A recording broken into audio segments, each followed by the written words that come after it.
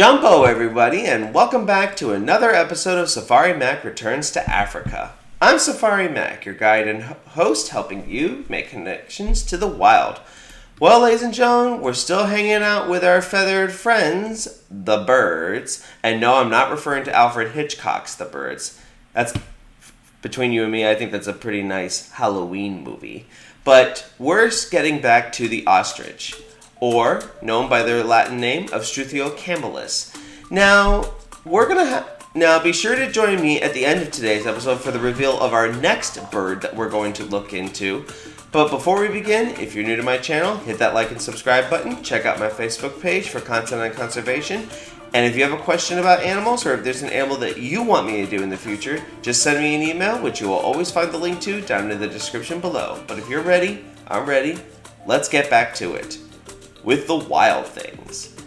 Now, ostriches, as we know, are the fastest one of the fastest birds known out there, reaching speeds up to 43 miles an hour, thanks to those huge strides, and of course, other amazing abilities. It's said that their eyes are actually so much bigger than their brains, which actually I wouldn't mind which I don't think they're gonna be too sad about, because they need all that great eyesight to be able to stay one step ahead of the predators. And of course, all that running is perfect because of their two-toed feet, because of two toes on each of their feet, which is not only powerful for getting good amount of speed, but it's also perfect for defense, as those feet, a kick from the ostrich can easily kill predators like lions, believe it or not. And finally, ostriches, as we know, they live in semi-desert regions, and they can adapt to hot environments. But do you know how well they can do in the desert or those kind of regions? Do you know how well? They can actually lose 25% of their own body weight in water before they really are in trouble, before they're considered to be in real big trouble in keeping themselves alive. Can you imagine yourself losing 25% of your weight in water? Now, you should probably know about the problems and challenges. Now, believe it or not, ostriches are not as bad off as you may think. Thanks to ostrich farming, which now occurs all over the world, even here in the US, these birds they're said to be more farmed ostriches worldwide than those that are living here in the native Africa. Now, why would we farm these big birds that are kind of mean at times? You wonder, why would we do that? Well, originally, ostrich farms were a source of business to provide fashion designers with their feathers that were often used to make put on hats.